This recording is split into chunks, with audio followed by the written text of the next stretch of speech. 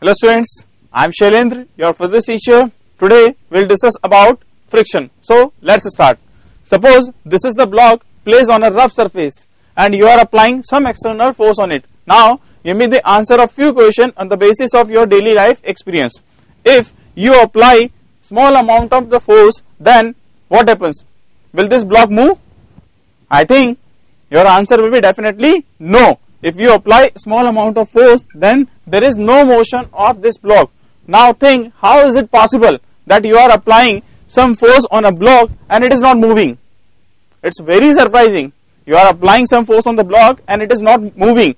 So according to the principle of physics, if the block is not moving, the net force acting on the block must be zero.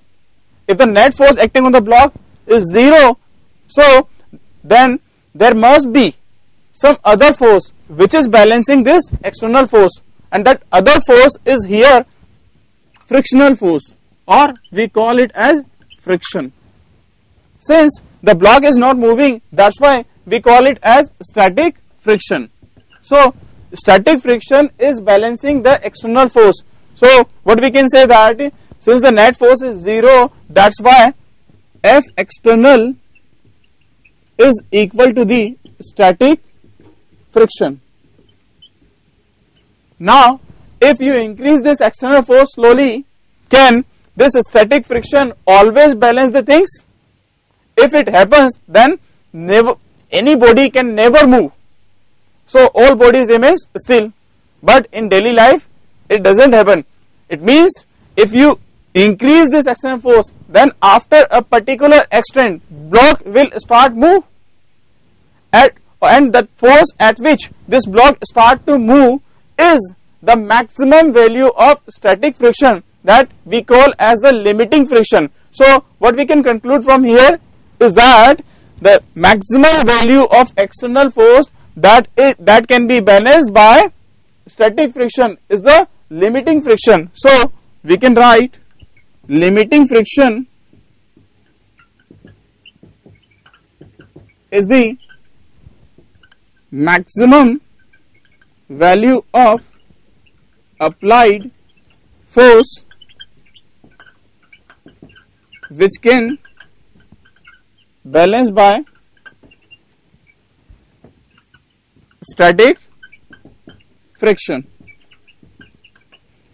It is found that this maximum value is equal to the mu s into n, where mu s is known as static friction coefficient.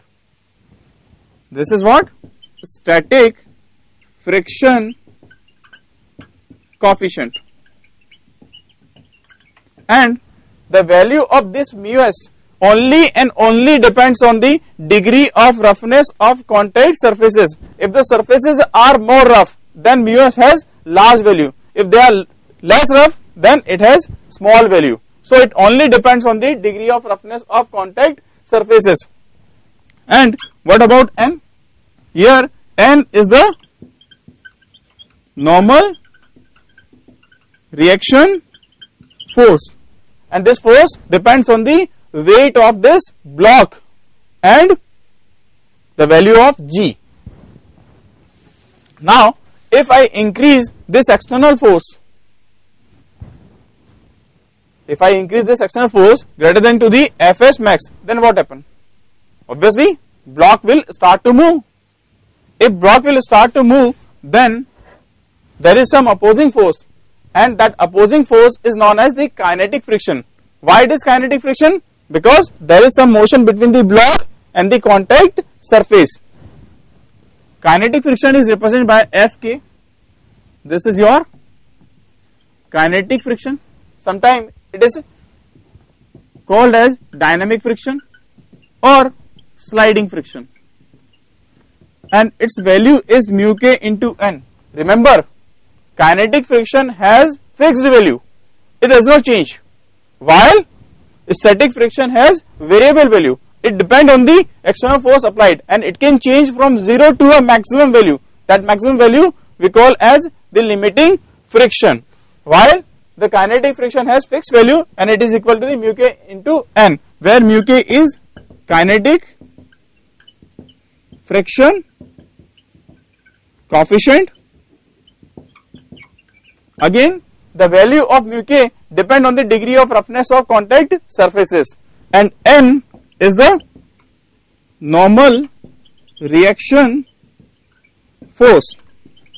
So from all above discussion, we can conclude that whenever you apply some external force on the block, then there is an opposing force, and then opposing force is the frictional force. If the block is not moving, then that opposing force is the static friction, and static friction is self-adjusting by nature. It can adjust itself from 0 to a certain maximum value, and after that block start to move, and if block start move, then it is kinetic friction. Now we see the same explanation through our smart class. Okay, suppose this is a block on which we tied some threads, and we are pulling this block. So if we increase the force greater than to the maximum value, then this block start to move. Here we are applying a spring balance. See this spring balance, there is a reading. So we are applying some force, but the block is not moving. So this is balanced by the static friction. And here the value of static friction is approximately 260 Newton. So it is balancing till 260 Newton. So 260 Newton is the limiting friction here.